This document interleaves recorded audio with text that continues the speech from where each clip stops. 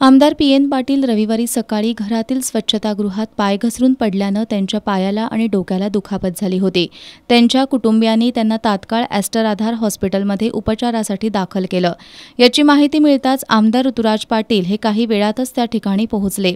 त्यांनी राहुल पाटील आणि राजेश पाटील यांच्याशी तसंच हॉस्पिटलच्या डॉक्टरांशी चर्चा करून डॉक्टर बराले यांना मुंबईतून कोल्हापुरात आणण्यासाठी खास विमानाची व्यवस्था केली। रविवारी दुपारी मुंबईतील सुप्रसिद्ध न्यूरोसर्जन डॉक्टर सुहास बराले यांच्या मार्गदर्शनाखाली ॲस्टर आधार हॉस्पिटलमधील तज्ज्ञांनी आमदार पी.एन. पाटील यांच्या मेंदूची शस्त्रक्रिया केली। डी.वाय. पाटील ग्रुपचे अध्यक्ष डॉक्टर संजय पाटील यांनी हॉस्पिटलमध्ये येऊन पी.एन. पाटील यांच्या प्रकृतीबाबत विचारपूस केली। आमदार ऋतुराज पाटील हे राहुल पाटील आणि राजेश पाटील यांच्या सतत संपर्कात आहेत।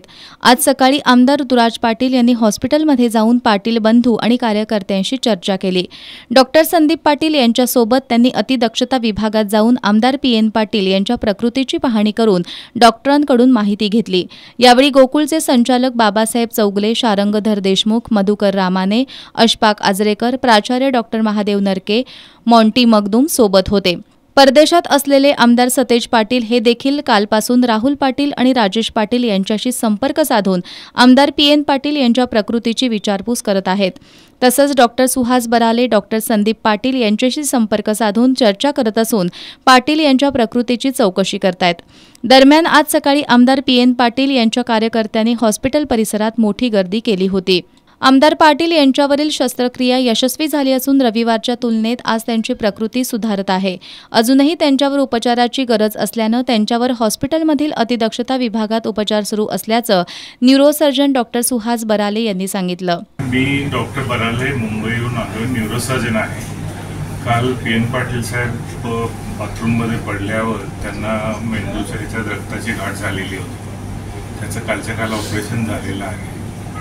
आज परिस्थिती कालच्यापेक्षा बरी आहे, पण अजूनही क्रिटिकल आहे। ICUमध्ये अजूनही ट्रीटमेंट चालू आहे त्यांची। स्टेबल आहेत, पण अजूनही आउट ऑफ डेंजर आहेत असं नाही, अजूनही प्रयत्न चालूच आहेत।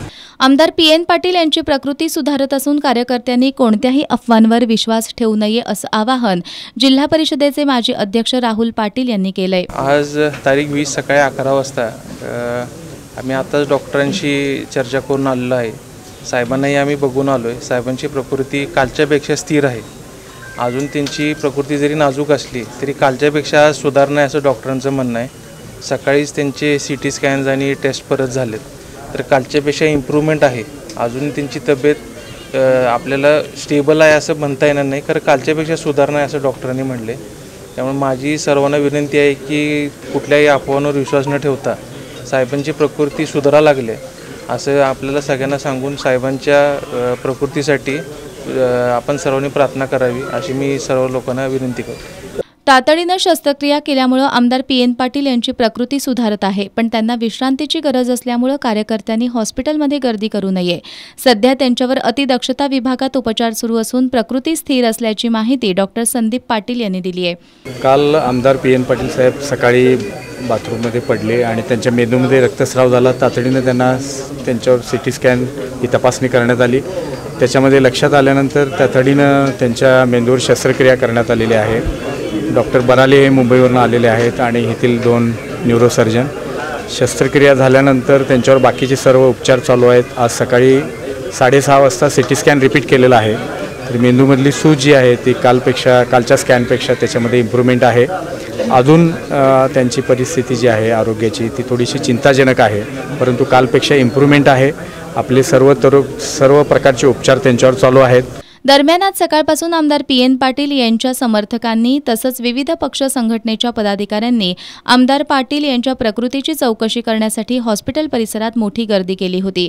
आज आमदार ऋतुराज पाटील, आमदार जयश्री जाधव, श्रीमंत शाहू महाराज छत्रपती, सांगलीचे विशाल पाटील, शिवसेनेचे उपनेते संजय पवार, विजय देवणे यांच्यासह विविध पक्ष संघटनांच्या पदाधिकाऱ्यांनी या ठिकाणी भेट देऊन आमदार पाटील यांच्या तब्येतीची विचारपूस केली।